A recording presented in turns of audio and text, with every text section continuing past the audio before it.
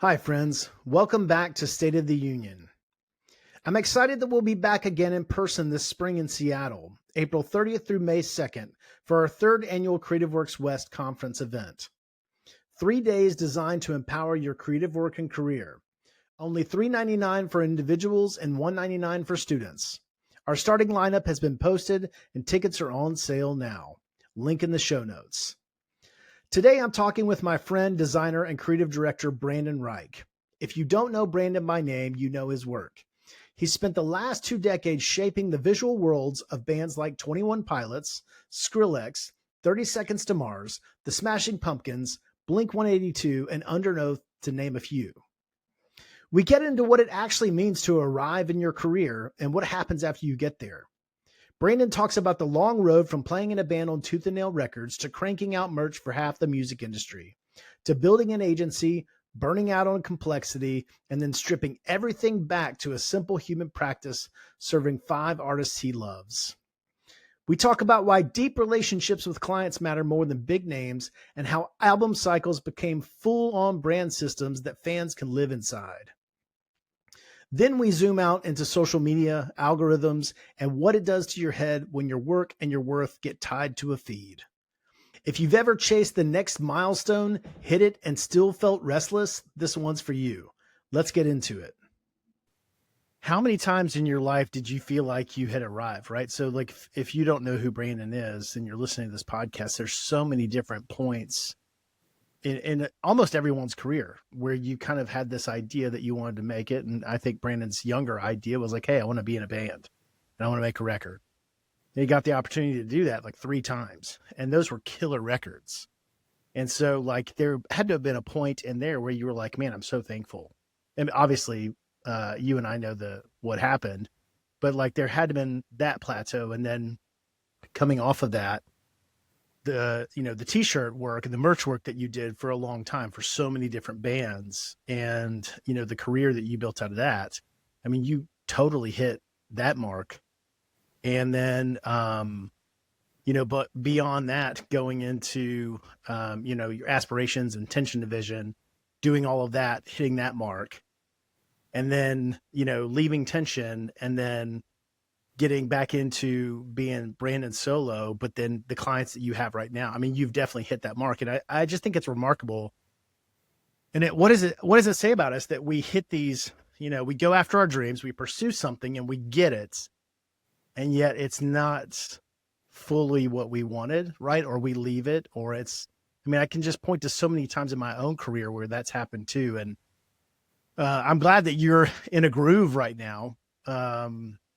I hope that lasts for all of us for a long time. But what do you think that is? What was that for you? Was that just growing up? Was that maturity? Well, I think was that when you say it, it's like we must be addicted to the pursuit.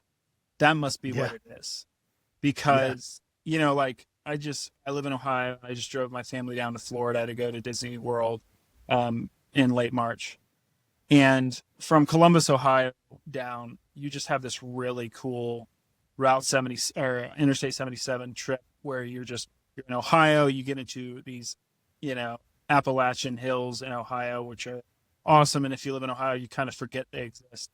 right? And then you're in West Virginia, and then you're in Virginia. And then like my kids are like, are we in North Carolina? Yeah. Yeah. And then are we in South Carolina? Are we in Georgia? And then we're in Florida, and like we're in Orlando. And that drive was wonderful. And it was wonderful because it was really just these small milestones where as soon as you cross the state line, it feels like an accomplishment. So like the pursuit for me was, I'm designing for other bands that we played with. I grew up in Dayton, Ohio. So just small local bands, and that was fun. And then we got signed to Tooth and Nail Records, and then we went on a few tours, and then I was designing for Beloved and Norma Jean and Underoath and He Is Legend. And that was fun because now it was bigger bands from like not in Ohio. And that was a milestone. And then we toured with Papa Roach, and then Papa Roach connected us with their merchandise companies. And there was another band on that tour, Instruction, that connected me with their merch company.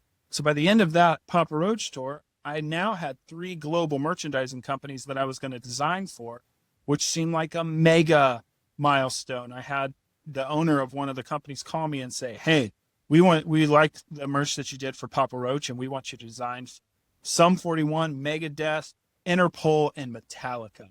And it was whoa. And I remember I was on tour with my at a truck stop when I got that phone call, and it was like, whoa. And then that was, of course, the time, where it was like, I could do this job much better if I could get home and not be on tour in a van all the time.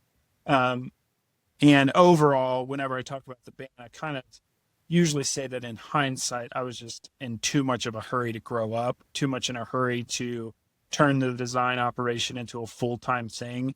And I'm a little embarrassed about that 22 or really 21-year-old kid that was like, guys, I could get home and work and do a real job. It was just so absurd in hindsight, being in my 40s now and looking back, like, dude, you had so much time to just relax. But that wasn't the type of person I was. So it was important to me to try to get back in 2005 and see if I could work a whole year. But so then that was another milestone where it's like, okay, I've done all these things, these fragments of jobs. Now, could I take 2005 and make a full year of work? Can I wake up early every morning and work 5 days a week and just see how much design work I can churn out? And at the end of that year, will I have made enough money in that year to like ask my girlfriend to marry me? And then maybe we could get an apartment and move to Columbus from Dayton, Ohio, and et cetera, et cetera. And all those things were milestones. So I think at that age, you're kind of just proving to yourself, hey, I can work for a bigger client. I can take on bigger projects. I can make more money. I can, et cetera, et cetera. So if you're in your 20s, it's like, oh my gosh, I actually got here. And then in your 30s, it's like a continuation of that. But then I think in your 30s, it's probably like, okay, this can't be some informal freelance thing anymore. I've got to make this work for me, because if this isn't what I'm going to do, I hope I'm on the right path by the time I turn 40, And then I think when you're in 40, you're like, I hope this is what I want to do. And I hope I at least am on the runway for where I want to be headed. And luckily I have been where I wanted to be each one of those steps. But there's also this moment of arriving, which sounds like such an absurd elitist thing to say. It is the plateau or the mountaintop or whatever. I mean, it's that thing of, hike to the top of the hill, and you get to the top of the hill and you're like, okay, well, what do we do now? And I think the what do we do now is really the thing that would, from an outside perspective, make you be able to accuse someone of like, man, you're never happy. You're just never satisfied. Right. And I think it's kind of like, well, it's probably part of our human condition to never be satisfied and to always be pursuing for better or more. But I think I'm in a season of life right now where I am fully aware that what I have right now is ideal. And there is a younger version of me and a current version of me that thinks that this is absolutely perfect and kind of wouldn't change a thing. And I hope this works, So I know that this sounds so vague for someone listening. But essentially through all of that, through doing a lot of freelance merchandise jobs, in 2012, 21 Pilots asked me to come on to be their designer, and that evolved into like a full-blown creative director, art department role with 21 Pilots. So anything that needed to be designed, I did it. But also me and the video guy, Mark Eshelman, we were kind of like the creative team. So he did all the video. We kind of call each other. He's creative director / video. I'm creative director / design. And together, we are the machine that creates all of the content for 21 Pilots. And that job, as because in 2012, 21 Pilots was just getting started. Their first album came out at the beginning of January in 2013, which was like the week that I started with them. And then we didn't know how big this band was going to be. So we just had to like adapt and react to whatever was happening. And then before you know it, it's like, okay, we've got a new tour poster. Okay, well, then I'm going to do tour branding. And then you start realizing how massive of a reach or an impact tour branding has once you see it on like billboards and arenas across the world and on semi trucks or whatever. You're like, whoa, okay, this is a big deal. I can't, I've really got to take the branding for the tour seriously. I got to take the album art seriously. I got to take, all the graphic elements, like building the entire brand. For me at age, I guess I would have been right at the end of my 20s and into my 30s. It was like, I don't know how to do this job as a one-man brand agency, but I'm going to figure it out and I'm going to adapt it to be optimized for the music industry. And then it just got so rewarding to be able to do everything, because at first it was just, I was doing a piece of a band. The band had no connection to me. I was doing it through a merchandise company. While it was really cool to say I designed for Green Day or Slipknot or My Chem or whoever it was, I didn't have a relationship with the band at all. Right. With 21 Pilots, it was like I was deeply invested in the story. I was helping create these worlds, and I was hearing the conviction straight from Tyler, the singer, and that conviction then, my religion changes because of the artist's point of view, and I start understanding how they think and understanding what resonates with them, and also understanding what their voice is and how they want to convey themselves to their audience. And I think it makes it really like enriches and excites an artist when you portray them in the best light you possibly can. It's like the old Extreme Makeover show where they take someone and they give them new teeth or they give them whatever, a haircut and dress them and be like, look, this is who we see you as. Stop looking at yourself as inferior or whatever. This is the best version of you. And that is such a intoxicating experience for an artist that you just want to keep doing it again and again and again. Sure. And to make an artist feel like, am I really this cool? Like, am I, and so you just want to keep doing that. And it obviously you kind of inadvertently, whatever, become such a fan of the bands you work with. Hopefully, I mean, I would definitely not today. I just wouldn't work with a band that I really wasn't a fan of or didn't like, because it makes it really difficult, because you're kind of like, you're just trying to manufacture something that you're not really feeling. And that job would be better suited for someone who was a really, really big fan of that band. So I'm really lucky that the bands that I work with today, I'm a fan of all of them. So anyway, from 21 Pilots, that model became so interesting to me, and it was working so well that any other merchandise job, I still had odd jobs coming in. I would just do way more than they asked for. If they asked for like 5 merch designs, I could do like 50, just because I wanted to explore these Deftones t-shirts or these 30 Seconds to Mars t-shirts or whatever, and just see how much I could do, because I started realizing, if you do 5 things, you're only going to scratch the surface. And if you try to just immerse yourself to do as much as you possibly can, you're going to find something, and you get so excited by that thing that you find. So around that time is when, that was around 2017. And the short story of how Tension Division got started was Underoath were doing a new album. They had a friend down in Tampa named Joel Cook, and he was really close with Underoath, and I was really close with Underoath from my band days. So we kind of teamed up to work on that record. And we went in late August into the studio with them. They were recording around DC, and we heard the record. And this was kind of like they were kind of like reuniting for this album. And it was it had a little bit more of like a rock swing to it, as opposed to just a regular like metalcore that they had at that point. So it was like, well, whatever the system is, let's apply it to Underoath for this new Underoath record. So the Underoath Erase Me was the first album of the Tension Division agency, and that was back in 2017.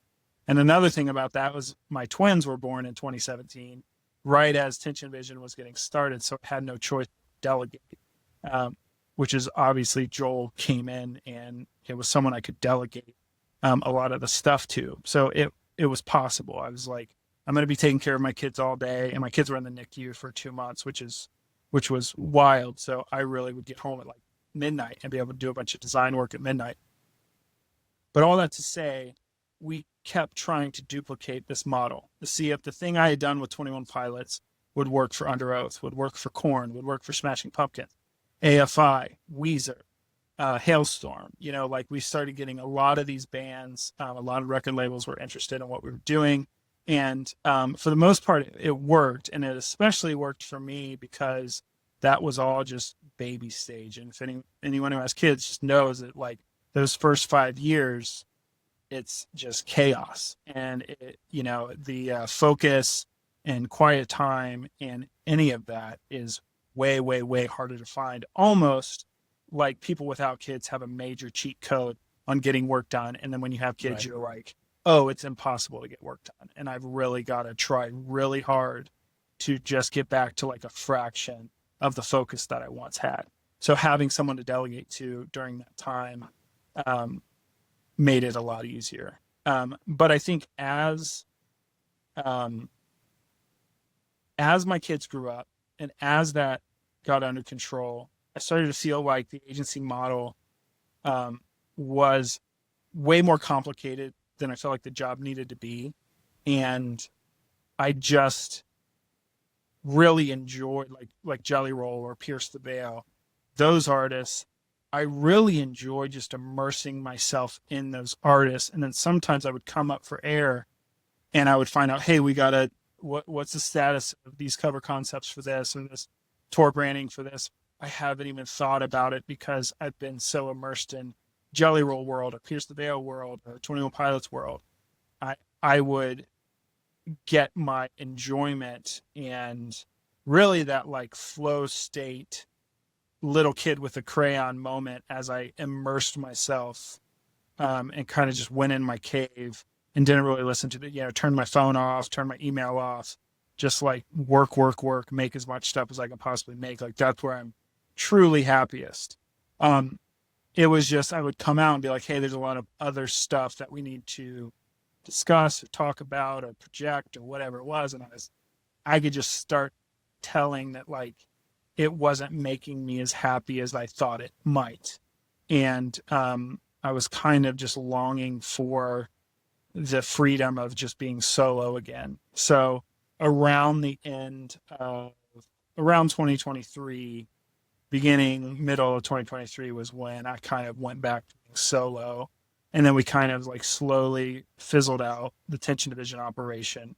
And Joel and Nate went off to do their thing. Nate Utesh, who's an incredible designer. And those guys went off to do their thing, which is what they're doing now, as far as I know. Before we get into today, I want to back up a little bit and let's kind of talk through what we used to talk through, which is like, what was going on in the music industry before you decided to basically concentrate your efforts on an album cycle? You go buy record stuff looks amazing, right? And then you go to the merch table, but the merch table would have all kinds of different looks, different designs, that sort of thing. Then you'd look at the stage art. And if it wasn't, just a big banner with the cover on it, it would look even different still. Yeah. And so from your background, I guess, applying kind of your understanding, desire, passion for branding to this, tell people before you started Tension Division, that concept of kind of, a brand agency for just artists and album cycles. What was the industry like before that? And what were kind of the tensions there? Well, I think between a record label and a merchandise company, there are people at those entities that their job is to source the artwork for each one of these things. So new band comes in, we're going to get so-and-so to do the album artwork. Okay, great. And then the merchandise company is not even going to talk. And the merchandise company is then going to go out and, receive ideas and merch concepts from, I don't know, 10, 20, 30 different designers. And then there is someone there who is just going to grab what they like out of all of those submissions and put together, let's say, put together 12 items for a tour merch collection. And cohesion, obviously, if it's being done by 30 different artists, is going to be nearly impossible. And I think sometimes maybe they're trying to have some through line, but from my perspective and from what I would see, it didn't seem like there was any clear through line. It just looked like they were like, we're just trying to find 12 cool designs and we don't care if they connect to each other in any way, shape, or form. And we don't necessarily care if it connects to the album artwork. But I think like from a brand perspective now, and I think with 21 Pilots specifically, it was like, well, the album cover becomes the flagship of everything else we're going to do. So sure, we're going to maybe have the album cover on a t-shirt and use the same font from the album cover on top of it, like we're going to do all that. And maybe some of that will be seemingly boring compared to the all over the place merch before, but we're missing a chance to create this strong brand awareness if we don't do this. If we don't have some type of brand standard, then you're not going to notice an album cycle as it passes you by. But 21 Pilots Blurry Face, for example, I needed that to be a Coca-Cola, that not just one Coca-Cola semi. I needed that to be 100 Coca-Cola semis driving through your small town to the point where everyone comes out their front door and notices something is happening right here. Because if it was one semi and one small car and one truck, no one would notice anything was happening. But if you can have that pronounced and loud of a brand, then people see that something is happening. What is this, red and black brand with these patterns? That's 21 Pilots Blurry Face. Who's 21 Pilots? What's a blurry face? All of this stuff. Yeah. And they're curious and they start finding out what that is. It's like, I don't know, the first time someone heard about Caitlin Clark or something like that. It's like, okay, now everyone knows about Caitlin Clark. But it takes this like constant in your face moment to really have brand awareness of that. Something is going on. I want to find out more about this. And I would say that if cohesion and staying on brand was not important to you, then you missed your shot to make a spectacle out of the album or the band or whatever it was. So I think 21 Pilots Blurry Face inadvertently, I'm not saying it was all premeditated and we're like, I'm going to do this because of this.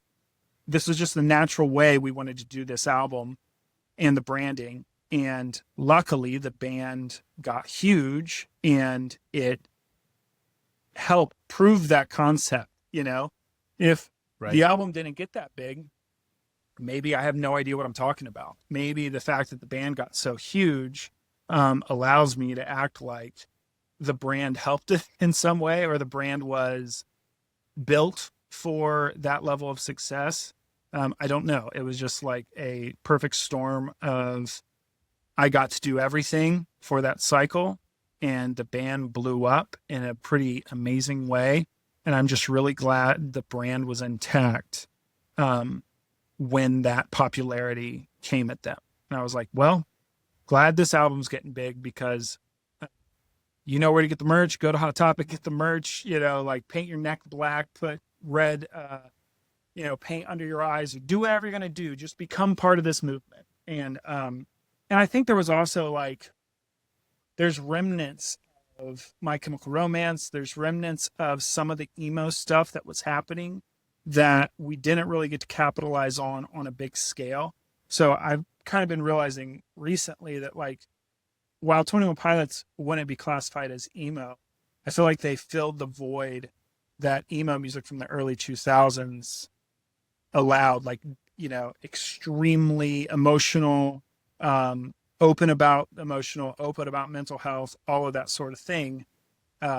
So I don't know. It's just I got really lucky to be able to work with that band and to still be able to work with that band. And it really, really boosted my brand strategy and made me look good in the process.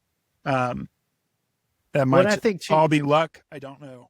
no. Well, I think I mean, as a designer, even before, working with 21 Pilots, I mean, and even in my early career, which, we became friends back then, you'd go to the store, you'd buy the record, you'd be into the album packaging, you just spend time with it, listen to the record, look at the art. Then you go to the show and you'd want to get something that looked like the artwork, something that you were in love with as well. And That looked familiar to you, with the feeling that you had already experienced when you looked through the album layout at home, when you looked at the album.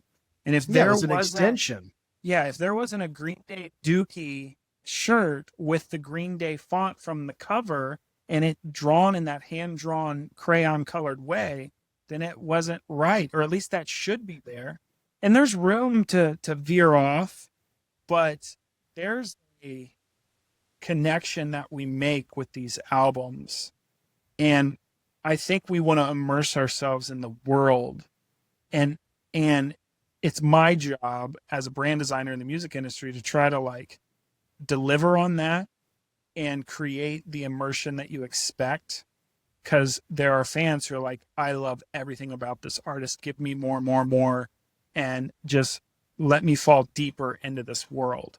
And as opposed to surprise me, give me something out of left field. It doesn't work that way. It's just because it's the same way Coca-Cola is not going to give you a green soda can. And because it's like, I need Coca-Cola to make me feel the way Coca-Cola makes me feel. And if you give me a green can, then it's not going to do it. That's not what resonates with me. So yeah, that was my perspective on all of that. And No, I love it. I love it. I think as designers, we kind of all wish that would happen.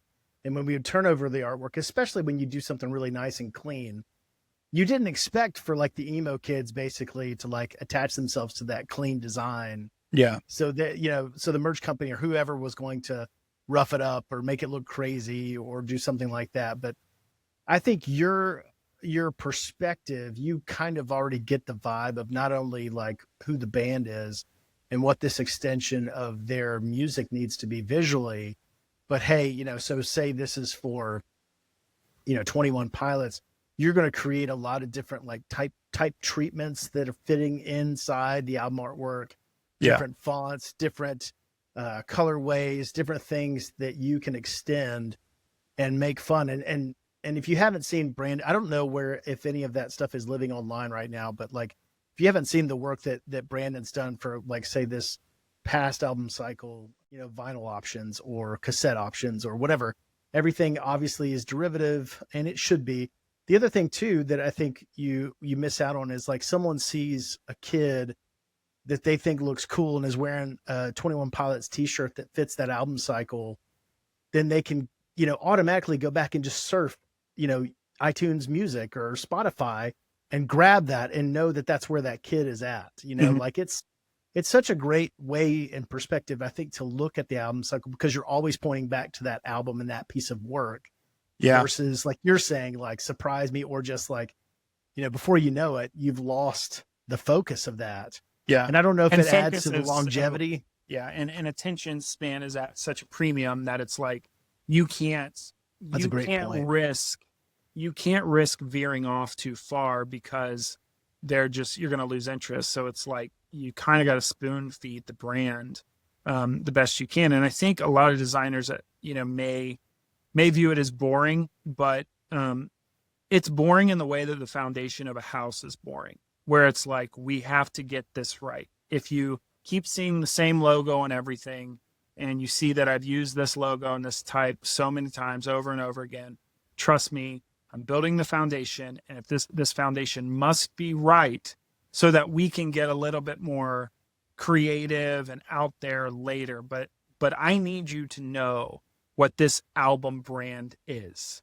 And then once we've established that, then we can veer.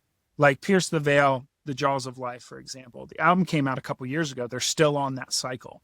And, we just drilled this kind of 90s grunge influenced album artwork and this, really heavy and strong headline font, and the way that we laid the text out, like left justified, stacked, all this stuff. And we just kept doing it over and over again. And all the stuff I did at the beginning, it all looked just alike. But now that we've laid that foundation or laid that baseline, we can be a lot more creative and all over the place with some of the merch. But it would be way too risky to do that early on, because you're risking someone forgetting about the brand. But right now, Pierce the Veil, the Jaws of Life brand is pronounced. People know what it is. And now we have the freedom to expand upon it.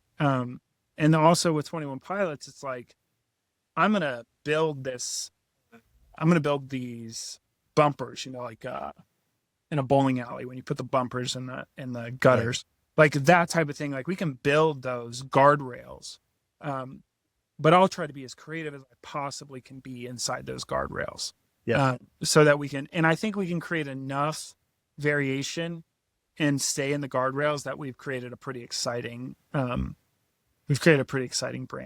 So I don't know. And then maybe sometimes, yeah, I think you do that. Yeah. Sometimes you want to lay a foundation of chaos and like try to be like, well, there's actually like 3 different word marks for the band name that we're going to switch. And hopefully you can ride with us on it, but it would be a much smarter move to be like, this is the only word mark you're ever going to see. Like Jelly Roll, for example. Wits of Chapel was the first album I worked on. We had one very strong word mark and used it everywhere. I don't think I did a single piece of merch that didn't have that big Jelly Roll word mark. And it was kind of a black letter Old English thing. Right. And then the next one for the Beautifully Broken was a little more classic country, solid. I've always loved logos like Alabama or the Carpenters or the Allman Brothers Band, or, logos like that. Right. They're just like the amazing country word marks. So it wasn't quite that far. It still had to be a little bit modern, because I think we were trying to, the Wits of Chapel album was a dusty country album that had a lot of grit to it. And then there was this like salvation or something pristine about the Beautifully Broken cycle. So that's where we started cleaning it up. And I used kind of like this kintsugi type of artwork inside the skull to show that like we got these scars and we're going to celebrate those things. We're going to celebrate our cracks. And so they had this gold crack. So it was a little more pristine, but we've used it everywhere. So now as that album cycle tapers out, we're now able to like have fun in this little interim thing before we figure out what the next. So Jelly's on tour with Post Malone right now. So we're in this cool moment where we can do all kinds of different stuff. And that's fun. So, but I had to lay the foundation to have the freedom to go a little all over the place now. Yeah.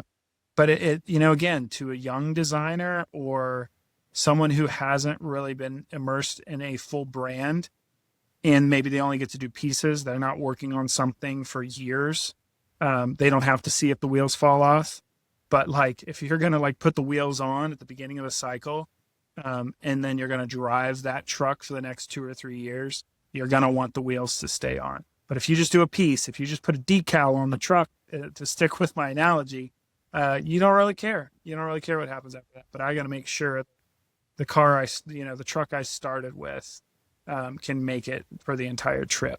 And I think that speaks to, I mean, honestly, when you're talking about this and just talking about where you're at in life right now, I mean, you're speaking about relationships, and you've developed these relationships. Can we tell everyone who you work with now? Yeah. Now I work with 5 bands, and I do everything for those 5 bands. It's Jelly Roll, 21 Pilots, Pierce the Veil, Papa Roach, and Alison Krauss. And I love all those people. And I want to go to bat for them. And it's much easier for me to, if I have too much stuff on my plate or whatever, it's much easier to know that I'm doing this for Alison Krauss. And I love Alison Krauss, and she is so sweet. And, or I'm doing this for Papa Roach, and Jacoby changed my life, hooking me up with all these merch companies back in the day when we toured with his band. And Jacoby is such a positive dude. Vic is such a positive dude.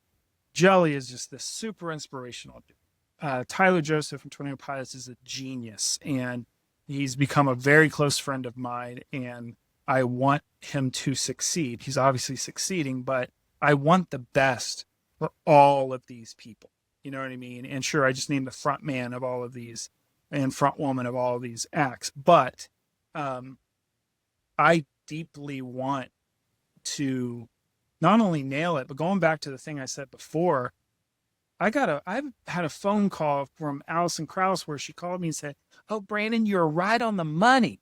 And I was like, "Thank you." You know what I mean? Like it's such an amazing feeling when the client, all they have to say is, "You got it. You get me." And being able for someone to say that you get me, it's like there's so much in there. Like you understood, like for What's at Chapel, my grandma's from Kentucky, from the Paducah area of Western Kentucky. And there is a very deep Southern vibe there. And Jelly being from Nashville, Antioch, it's like, dude, I know how that, like, not only do I know how this feels, like my grandma's church was a big inspiration. Just my grandma's town was a really big inspiration for everything. And there's just so many things. Like I use the example of like a cigarette in a toilet, you know what I mean? Like something like that, or like knowing the floor plan of a trailer in a trailer park and stuff like that, where I'm like, and knowing the fabric on the couch, or knowing that really crappy, like olive green carpet that it's not quite low pile and it's not quite shag, but it's somewhere in the, anyway, all this stuff of like, I feel the way you want this album to feel. And I'm going to tap into all of those things that I know and all those things that I feel. And that spirit of Kentucky that kind of like reverberates inside of me. And I'm going to see if I am hearing you correctly when you describe this church that you grew up going to. You know what I mean? And hopefully I nailed it. Hopefully I understood him. You know what I mean? And that's what I'm trying to do with all of these. I'm trying to get it. And then, so that's kind of where, I don't know what age I was or what stage in my career, but at some point, this job, once like your hands and your brain can do the skill of graphic design, and you can pretty much design anything you see or, pull off anything. It's not really like there's something that can be done with design that I don't really know how to do. Although some of those TikTok tips are really helpful. I didn't realize that tool could do that, whatever. But once you know how to do all the design stuff, it just becomes this emotional connection thing where you're trying to deeply understand something. And this job just feels so much more emotional if I can't emotionally tap into who these people are and what they're trying to say. And obviously just what the songs are about and what the emotion of the songs are and what that sound, what color is that sound, that type of thing. If I can't tap into that, then I wouldn't be good at this job.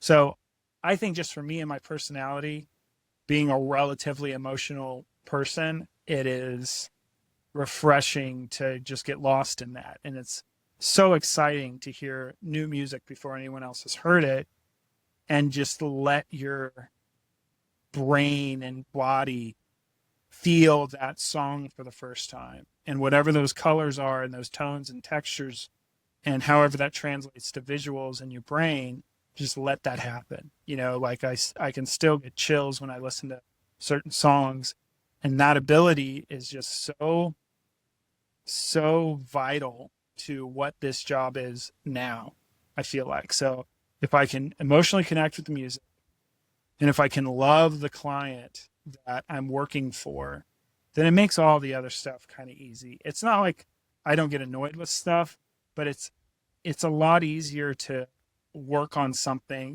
get a text at 9 p.m. on a Tuesday of we need this thing right now, and not get so mad about it because it's like, well, yeah, man, I'll do it for you. Like, I love you. I want you to succeed. I want to knock it out of the park for you. So yeah, I'll go down to my office. I'll knock it out, whatever you need. And it's worth it. And it's not like that happens every night, but, they've trusted me. It's not that big of a deal for me to, inconvenience myself a little bit to meet their need. And I think the feeling of meeting their need and be like, oh, thank you so much, you saved the day, something like that, that gratification is worth all of it. It's like, thank you. That's what I want to be. I want to be someone that's reliable and dependable. And I have a feeling that if you're reliable and dependable and respectful, you're not going to get taken advantage of in the way that most people would theorize when they're trying to talk about boundaries and all that stuff. At this point, I've kind of come back down to earth where it's like, you know what?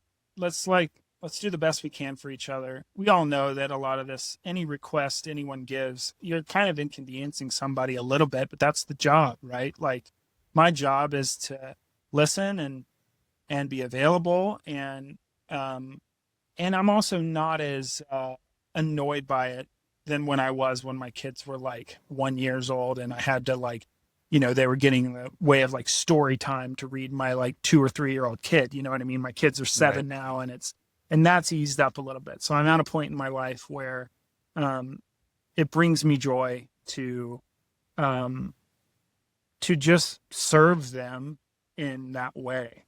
And I'm really enjoying liking my clients. And I'm glad that the days of being at war with your client, for me, I'm sure there's going to be a nightmare client in my future at some point, but right now there isn't. And it allows me to get on my high horse and talk about how great my clients are and that, why are you so mad at your clients? That's what we were talking about last week, was just like shifting attitudes, basically. I mean, we were all young once. And again, like you said, sometimes that ego creeps up on us every once in a while. We have days where we shit talk our clients or we get pissed off or frustrated or whatever.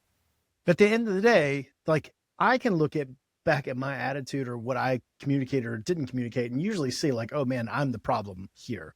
I didn't set a boundary on the front hand, or I didn't clearly communicate what I was going after or what needed to happen.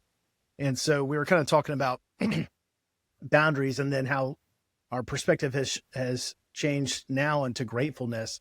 We have a perspective now of like what's important, what's not.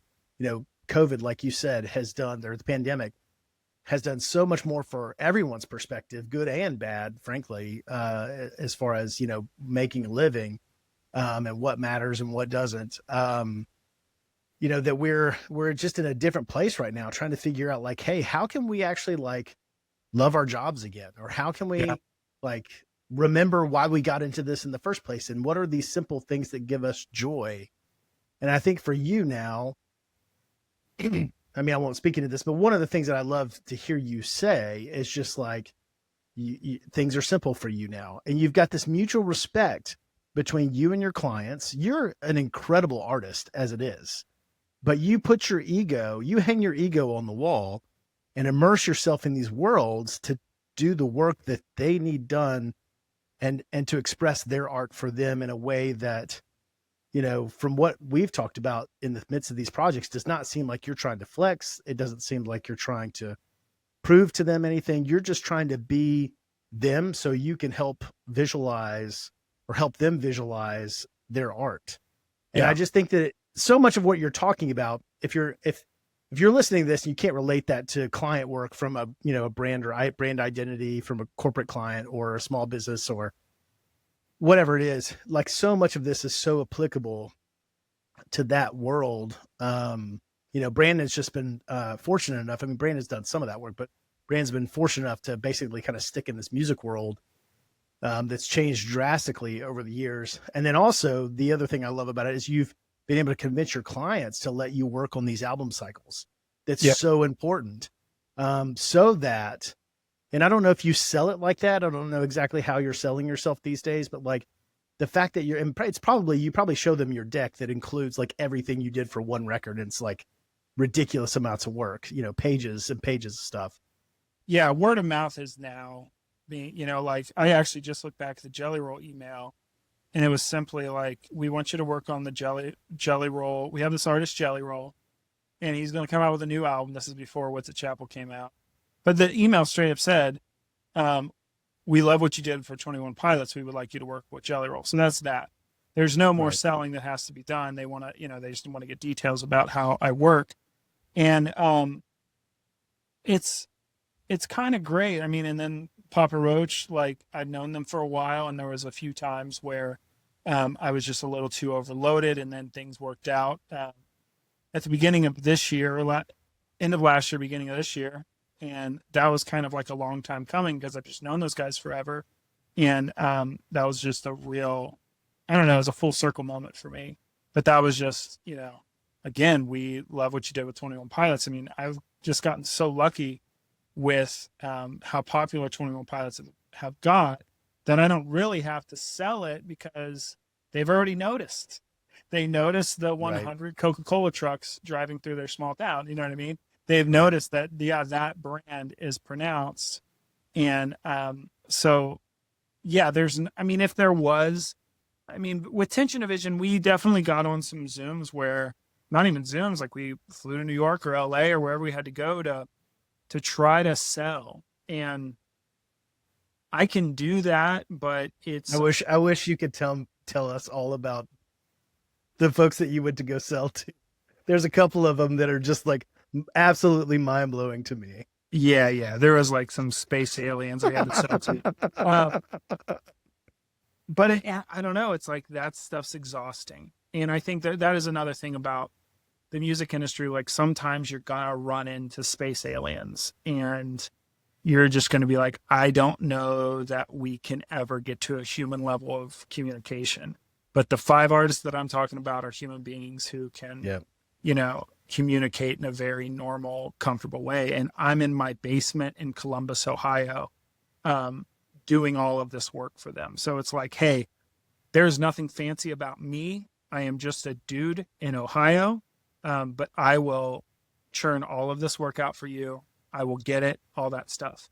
So I'm glad that I haven't had to sell in a long time. I feel like more than selling, it's really just like, I don't lock in anyone into any contract. So really it's like, we're just going to feel each other out for a few months.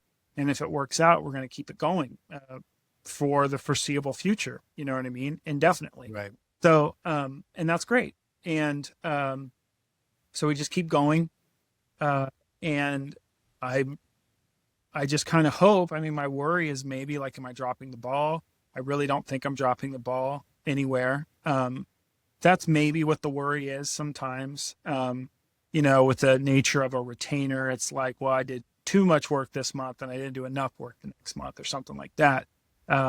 Is that going to, and it's just never been an issue. I think we all kind of know what we're getting into with this arrangement, but like for me, the arrangement is, it's just ideal because I don't want to write an itemized invoice for what I do. I just want to be like, all right, you're paying to just have all of me and I'm just going to give you everything. And I think 5 acts feels like the max that I want to manage. I just really love these 5. So there's not a single one of these 5 that I would ever want to not be working with. But I don't want to take on any more. I don't want to do more than what I'm doing right now. I just want to try to like super serve the 5 that I have and be grateful for the 5. And I know all 5, they won't last forever, but I'm just going to do the best I possibly can. And, we're talking about all this time with 21 Pilots, like the Jelly Roll thing has been insane also. Like I didn't really know there was like, I had saw one TikTok of Jelly Roll when I had been contacted at the end of 2022. And that's all I knew about the guy. And then I had to do research but it was a bunch of old albums because he didn't really have country music out yet. It was all just like rock before, rap and rock before. And he had the song Save Me, and that was the one that was like, okay, that's the transition into country. And then like Jelly Roll has become ubiquitous over the past, he is in the zeitgeist right now. And it's crazy because, I go back to my family and I'd say, oh, I'm working with this new artist. His name's Jelly Roll. Jelly Roll, who's that? Never heard of him. And then like as time goes on, right now my mom like needs me to get concert tickets for her to go see Jelly Roll because they're all fans of Jelly Roll now. So that's been another one where you just have no idea, what you're getting into. But between those two. And then Pierce the Veil is a whole other one where, they just like, they're on a sold out tour. They just sold out Madison Square Garden. They're selling out their whole entire tour of arenas, which is just crazy. And, they started in '06, and then they put out some really huge Screamo albums. And then they, in that whole Hot Topic world of bands back. Yeah, I remember some of those covers back in the day. Yeah, the mid to late 2000s. And then they just kind of, I shouldn't say disappeared. They just kind of had a lull for a few years. And then a few bands did this. Yeah, they came back, and it was this weird resurgence. It's like, there's so many bands doing that right now. It's interesting between nu metal and screamo and all this stuff where like Limp Bizkit could come back and like everyone goes nuts. Creed can come back. Everyone goes nuts. Well, yeah, that's another one.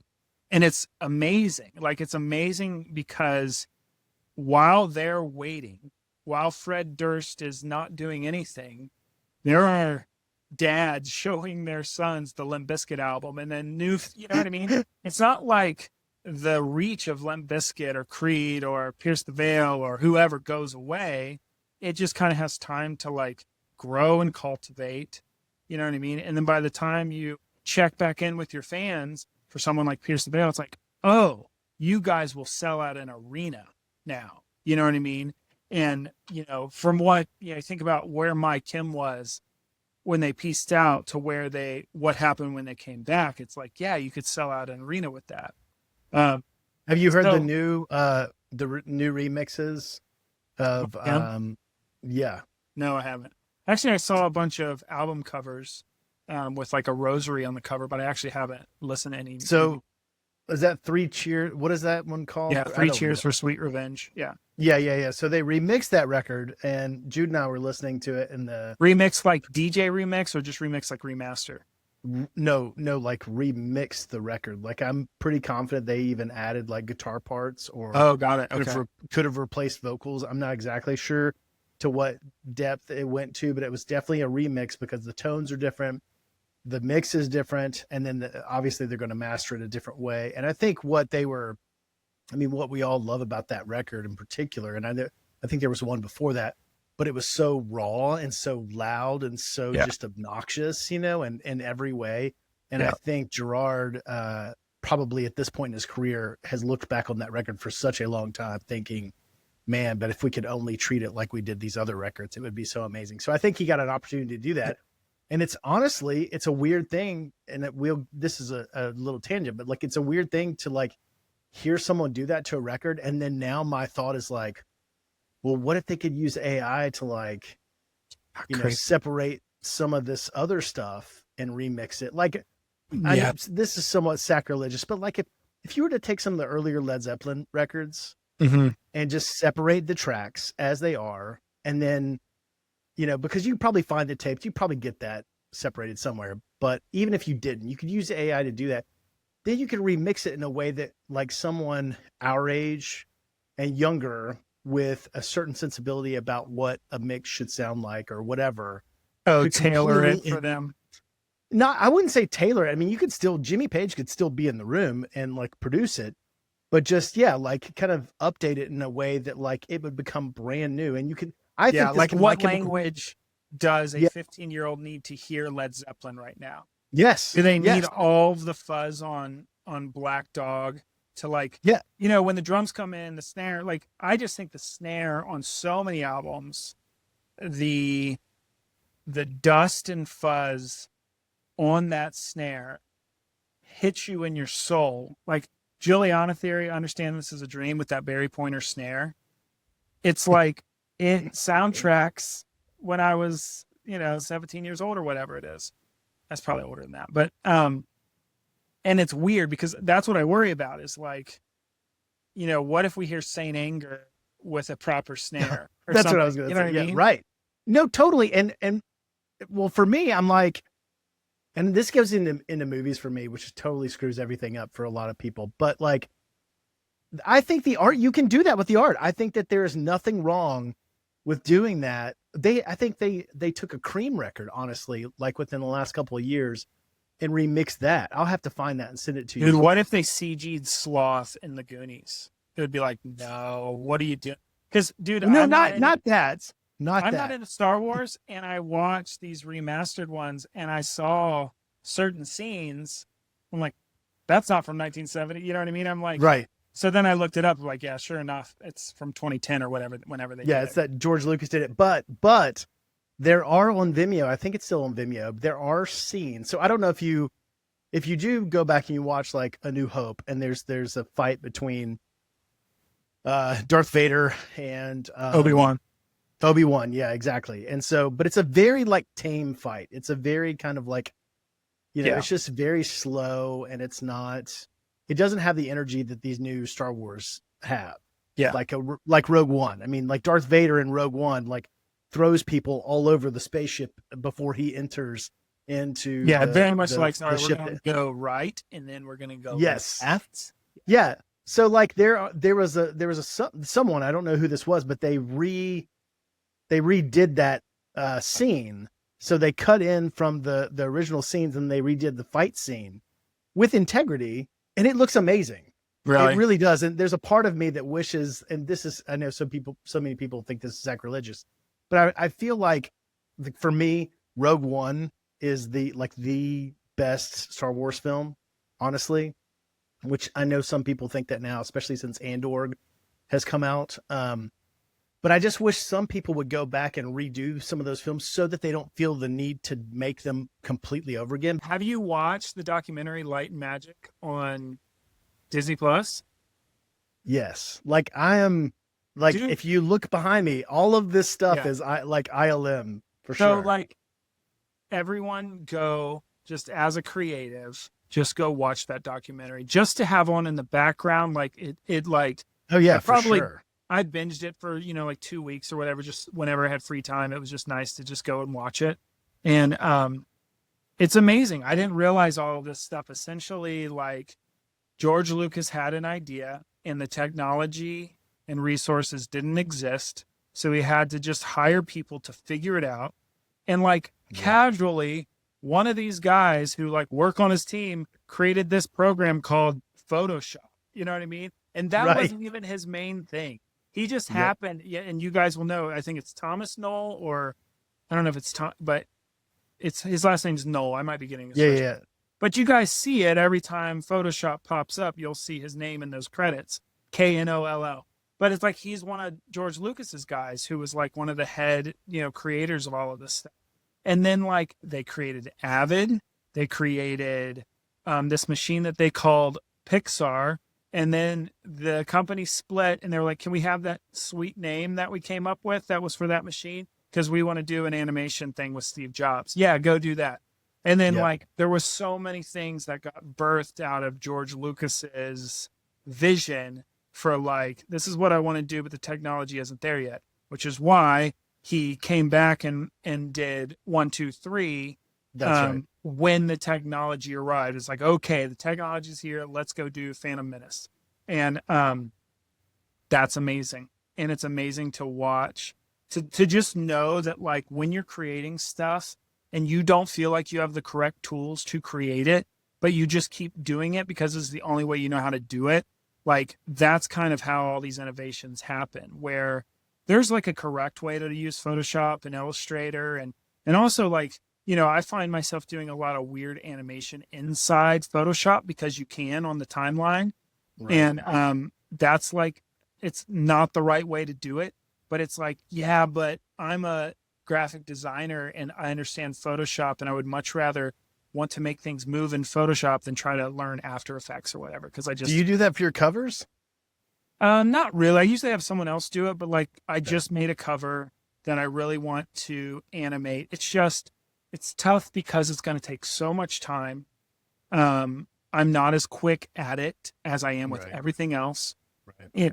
And I just lose patience. I'm not the sponge that I was when I was in my early 20s to just learn how to do something, because it just feels like, I don't know, like time is money. And I've got like a to-do list of like, 15 things here that I got to try to get through today. And, messing around with animation for 2 hours is just going to screw my day. So I really just got to keep going on it. But yes, I mean, like if I can find myself, sometimes I embrace those moments where I'm getting distracted on something that I shouldn't be working on. I know I should be working on that main thing, but I just got distracted on this. But I'm just kind of going to explore this distraction because I'm going to get some stuff done in the process. So maybe that's where I put something like that. Anyway, tangent, all that to say, it is worthwhile to like push, I guess, the programs and do things wrong for a little while. I think like you'll learn how to do them correctly, and also using the programs is great and all that stuff, but it's really just cool to like try to get lost and just try to do something and like use the best tools that you have on hand to try to do that. Or of course, like get off the computer and try to make something with paper, all that, whatever. It inspired me to just be like, just trust your instincts on how you want to create something, because you might like be doing something kind of innovative. Quick pause. What I love about this conversation with Brandon is how much of it comes back to relationships. The work only got good when the trust got deep. The career only felt satisfying when he stopped chasing every opportunity and started serving a few people really well. That's the heartbeat of Creative Workers Union and this podcast. We're here to help you build a creative life that isn't ruled by algorithms, but by craft, conviction, and real connections. If this episode is hitting home, do me a favor, share it with one friend who needs to hear it. It helps more than you know. All right, back to Brandon. Someone asked me the other day, a friend of mine, Jamie Harmon, who lives here. He's a little bit older than me, but he's a guy who he has these Airstream trailers that's photo booths. I don't know if he was there when you were there at the conference back in Memphis, but anyway, I told him, yeah, let's go get an angry coffee together, because like when I was growing up and you went to McDonald's, they were like old men right by the door. Yeah. And they were just drinking coffee and they were angry about something. No, our guys they took over a corner of like, you know how like our McDonald's was, section, there's a couple sections, and they would just really take a corner back there. And we had a little phase in high school. We were like, hey, we got our license. Let's go to McDonald's for breakfast. And we would, but it became like this rivalry between the high school kids and the old men. And they were just like, we just want to stay over here and be angry. And you kids are making us even more angry because you infiltrated our spot. So yeah, I think it's a long tradition of angry old men.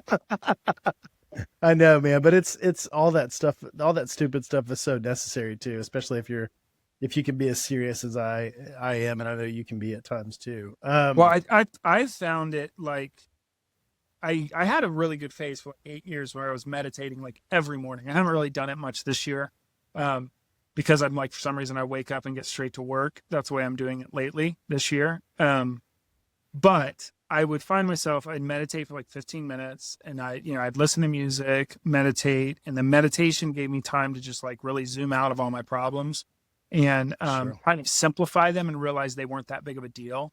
But I had only been dealing with the problems in the midst of chaos. So everything was amplified. So in the meditation, you just kind of like can like zoom out and be like, oh, all they were really asking me to do was this. And I amplified it into something it's not, and I got really mad about it. So then I go through that, and I stay pretty free-minded. And then when I get done with the meditation, I open up my phone, and I find myself scrolling through Instagram Reels. But I will get up once I have like belly laughed, and like, because I will every single time. There will be something that's gonna like make me laugh so hard I can barely breathe, and I'm like, well, there's a dopamine rush, you know what I mean? Like, we're good. Let's get back to work. So, it is a pretty amazing thing. Like, it is definitely killing us. Like, this is terrible.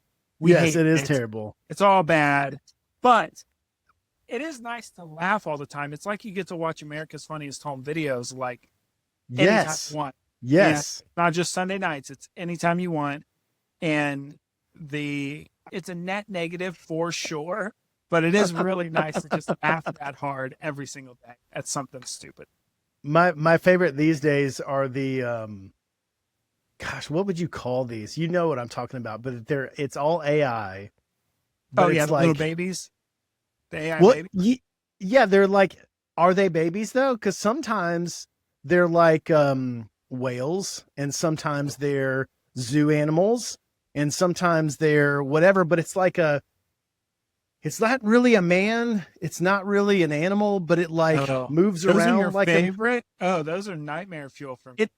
It's cool. It's just bonkers because recently the ones that have come across my feed have been the ones where they go to eat something, and so it's emulating like Nightmares. say like a turtle like going to grab something, and it's supposed to be cute, but instead of like turtle shells, it's like a hairy back, and anyway, it's just, it's nightmare fuel, but it's like I can't stop laughing at things like that and the absurdity of things like that. Dude, the algorithm is crazy. I'm What weird. I've compared the algorithm to is like, I don't know if you've watched Japanese tea kettles be made, but clay tea kettles, it's amazing. No, but I'll watch people spray lawns or like driveways clean. Yes. Power washing? Yes, power washing. That's what it's called. But the thing is, when you watch a power wash, what the algorithm is doing is like, this dude loves power washing.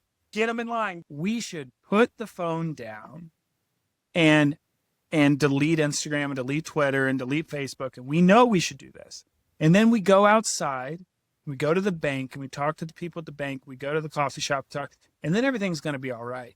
But we're not getting that. We're getting the amplified, insane version, the idiocracy and explosion version of our current opinion at the moment. And then the more stuff for that echo chamber is lining up right behind just to make you even madder or to just try to confirm your bias even more and more, to the point where we really have no real handle on what reality even is anymore, unless we're saying that this feed is reality. Well, last thing I'll say is what I always say when I'm talking about, I have twin nieces that they just graduated high school a couple weeks ago. And dude, when I was in high school, I had like 10 people's opinion to worry about. You know what I mean?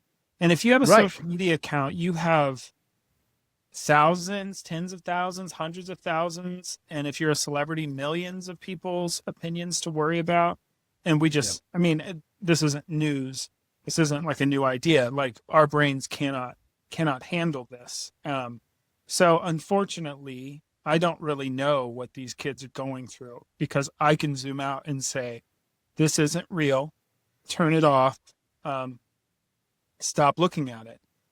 But for me, I'm just like, yeah, but it's really funny too. So I'm also stuck in it. It's like, you kind of got to go to like the worst parts of town and deal with everything. Like, if there's a comedy club in the worst parts of town, you're going to deal with the danger and the debauchery just so you can go and get a laugh at the comedy club. But you didn't sign up for the debauchery. You just want to watch the comedian.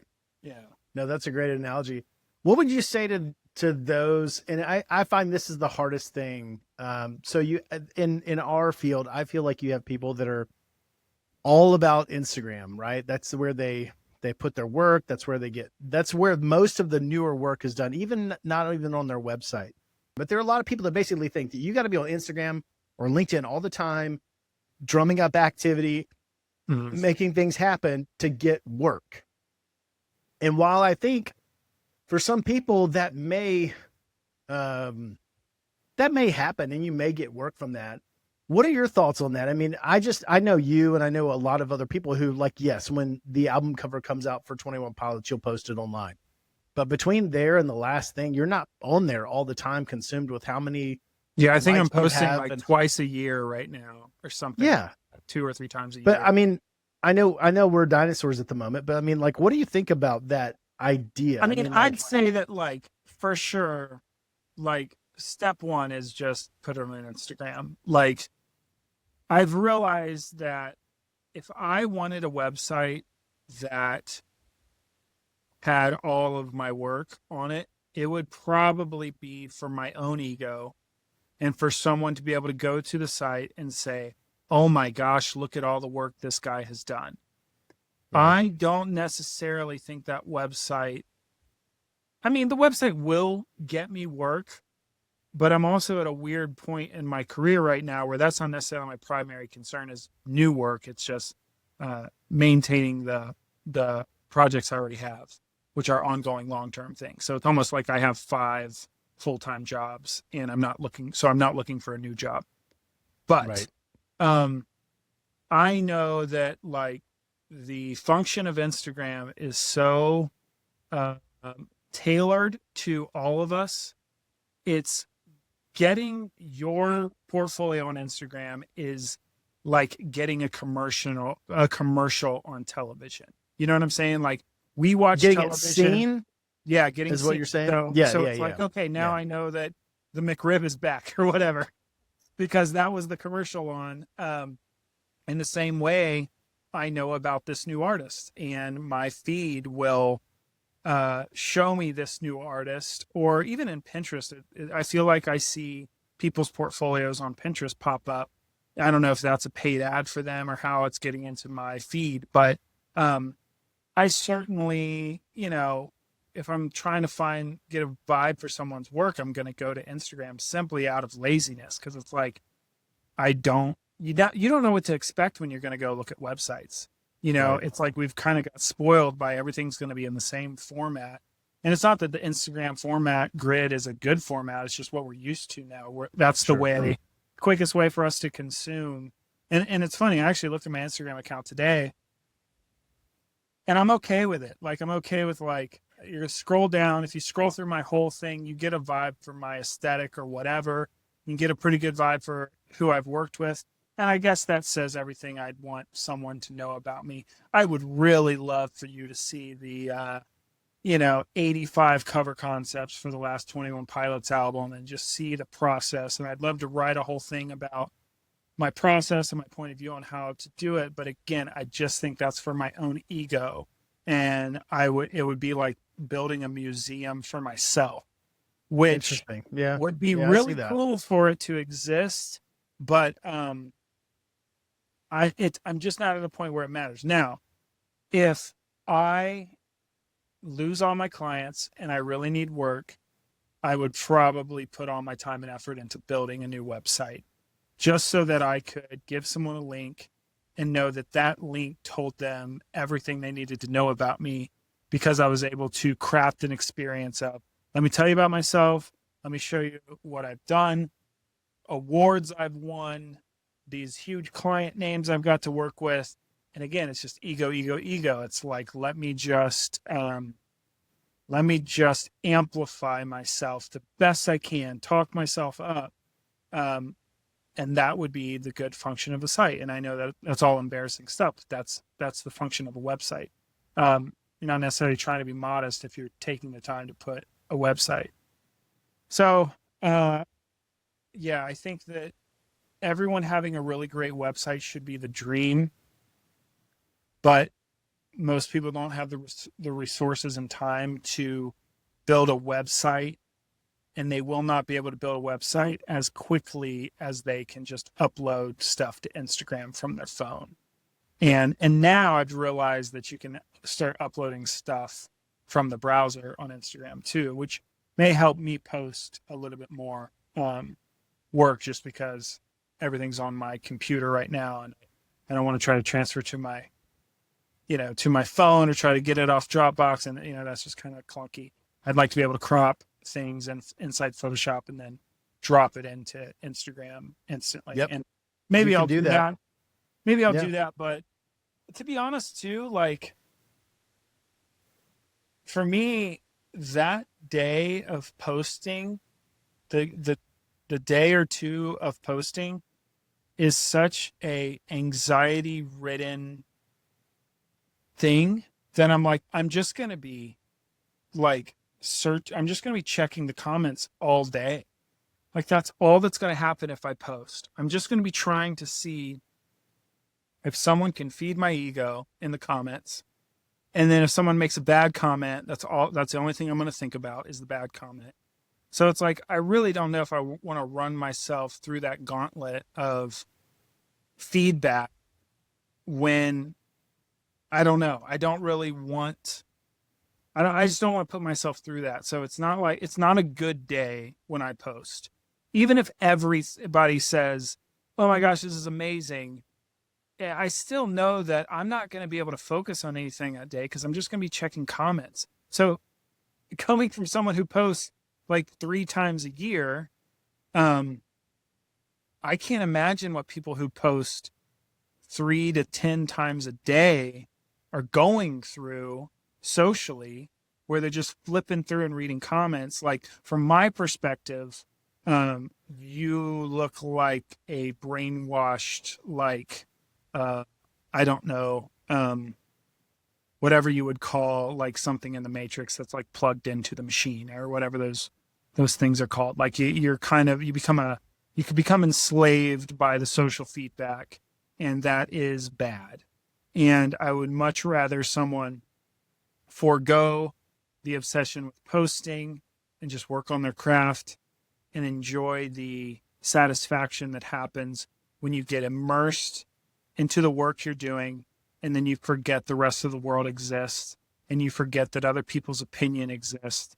If you spend all your time just checking the comments, those voices are just going to stay in your head, giving you doubt and making you make a lot of weird calls because you're just not yourself, because you just got ravaged by it.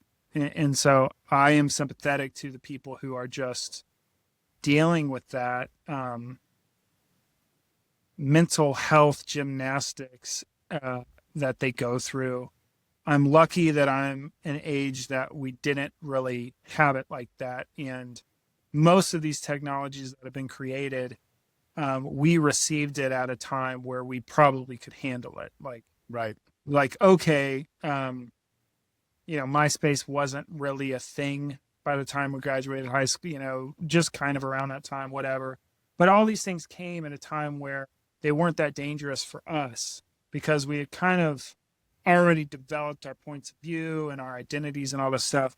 But if you're dealing with this like weird feedback loop while you're trying to like grow and figure out who you are, my heart goes out to you, because I just can't imagine what that's like. But I can tell you that there is life on the other side of it, and you can survive without participating in that madness, and try to maybe only use it for funny videos and Japanese tea kettles. Yeah. Did you ever, that's really a really great point of view. Did you ever watch The Social Dilemma on Netflix? Did you ever check that out? I think that was a long time ago, right? Or is that a series? Or is it just one documentary? It's one documentary, and it was... I did a long time ago, whenever it came out. I can't remember that much of it, but yeah, it's just that same narrative of, this is bad. Our brains can't handle this. And it's from the point of view of the people who actually created these algorithms and created these platforms for you to be addicted to, for you to have FOMO, basically. And so you would just stay online in front of your screen all the time, because that meant ad revenue and money for you. And I I think the thing that I realize now about, because I do this with the conference, I post a few times for myself during the year.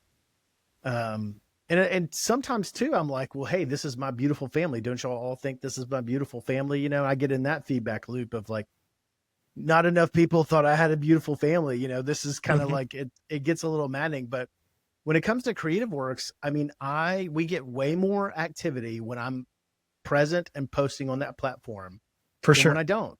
Yep. Which means that what Instagram wants me to do is to perform for it. It's not performing for me. And I think that's the thing that, I mean, I'd love to be that guy that's like sitting at the table that says, prove me wrong. But I have not seen I haven't seen someone who I feel like is in a really healthy headspace about social media. And again, no judgments. I mean, a lot of younger people probably can deal with it a lot better than we can, or like have some sort of numbness to it.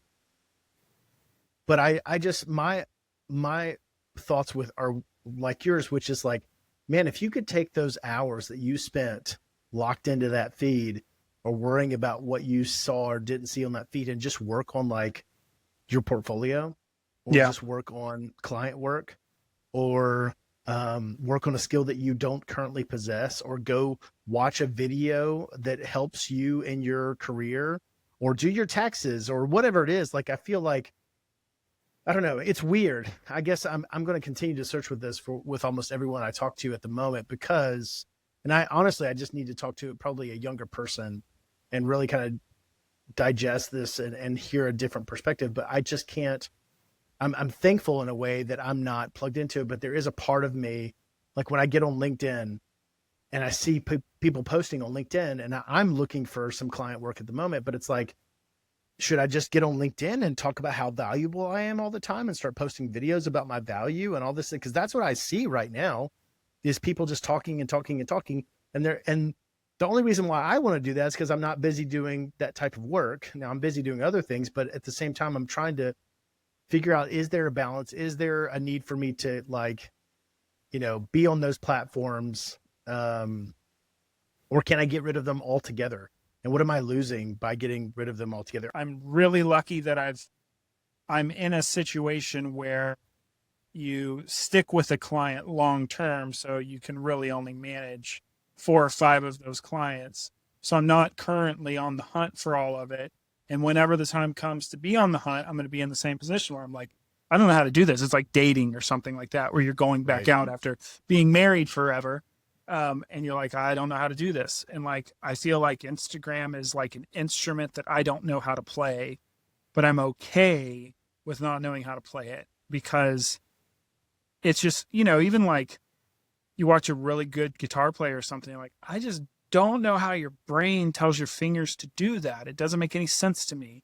That's the way I feel when people are able to keep constantly checking, and you just see, like someone's thumb keeps going. I'm like, what are you doing? Because we're at lunch right now, or we're at, you know what I mean? Or, it doesn't compute, but I think they've figured out a way to go on with their life and still have this here, but this, the phone up to their face, but that's kind of just like it's like a security blanket where they just kind of want to have it around the same way that Linus has the blanket with him, and they don't, if you were to ask them, like, is it important for you to be on Instagram right now? They'd probably be like, oh, no, sorry, and just put it down.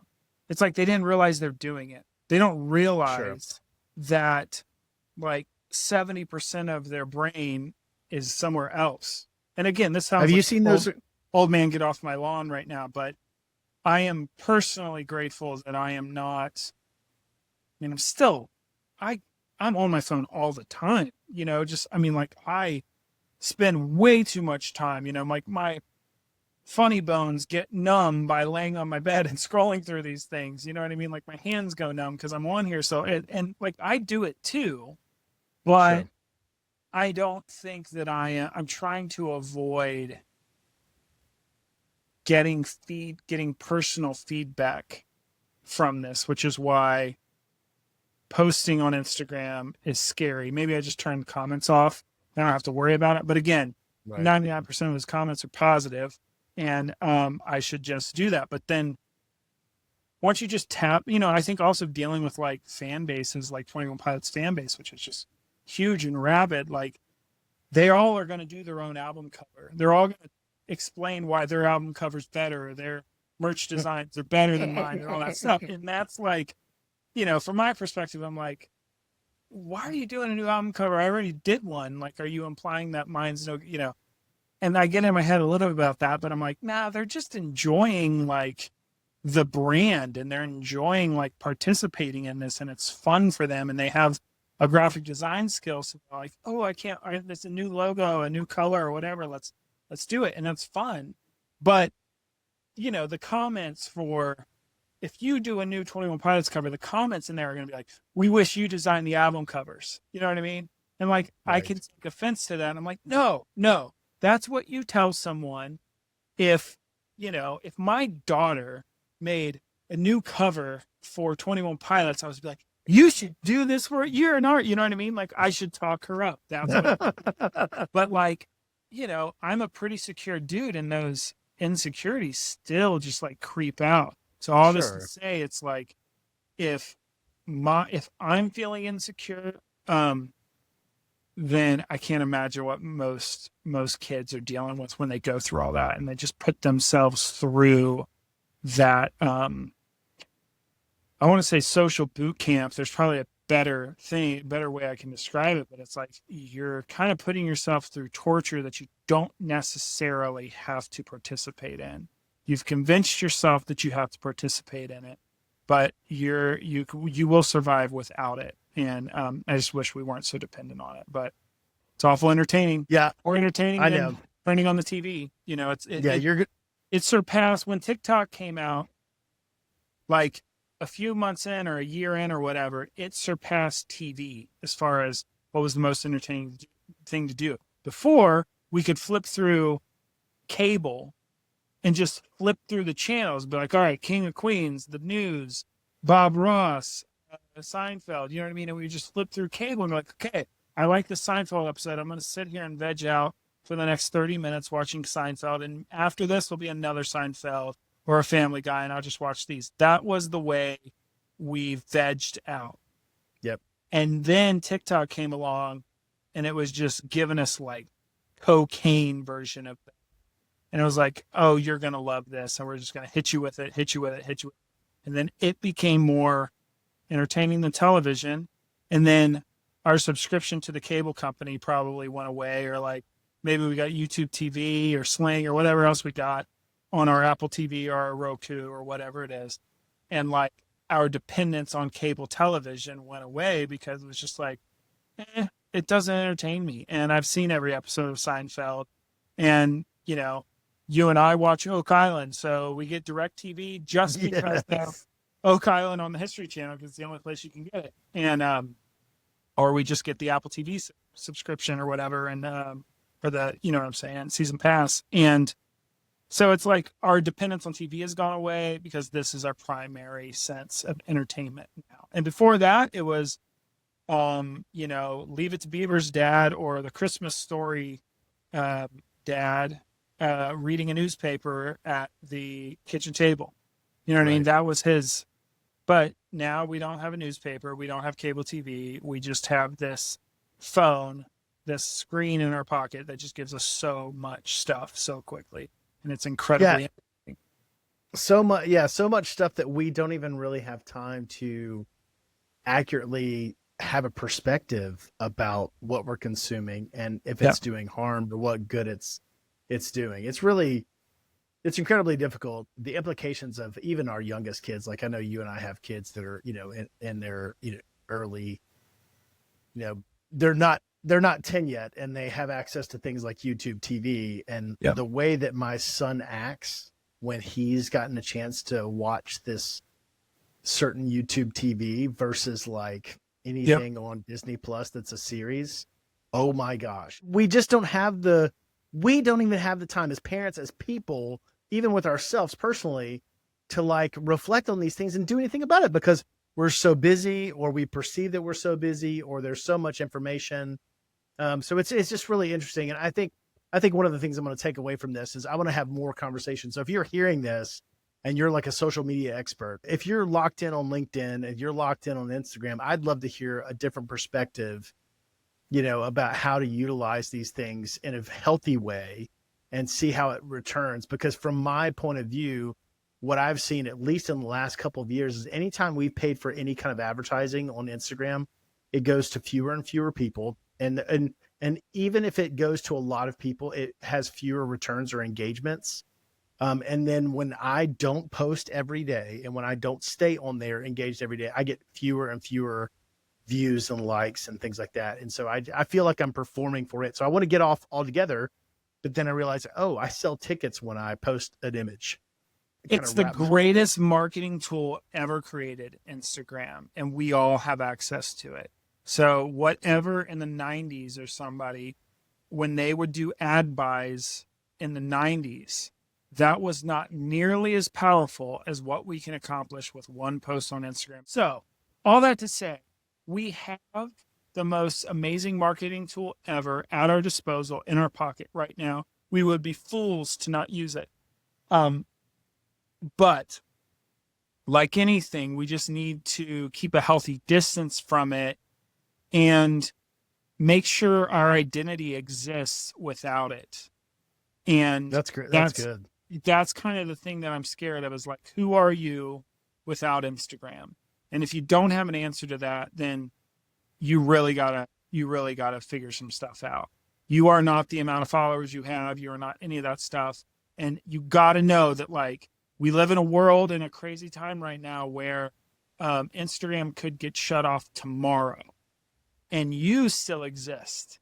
So where are you in the midst of all of that? Do the best you can with Instagram while we have it, all that stuff, but know that it could just get shut off tomorrow. And, so are you anything? If you don't have a follower count, are you anything? And I don't know. I hope that we can figure that out. That's a fantastic place to bookmark this one.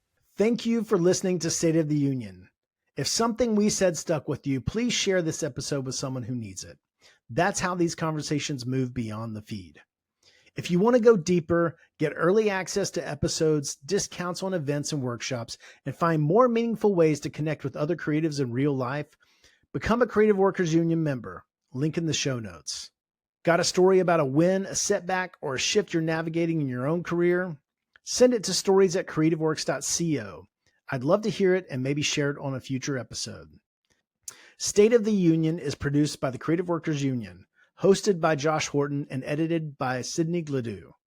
Until next time, keep showing up, focus on your craft, and remember, you're not alone.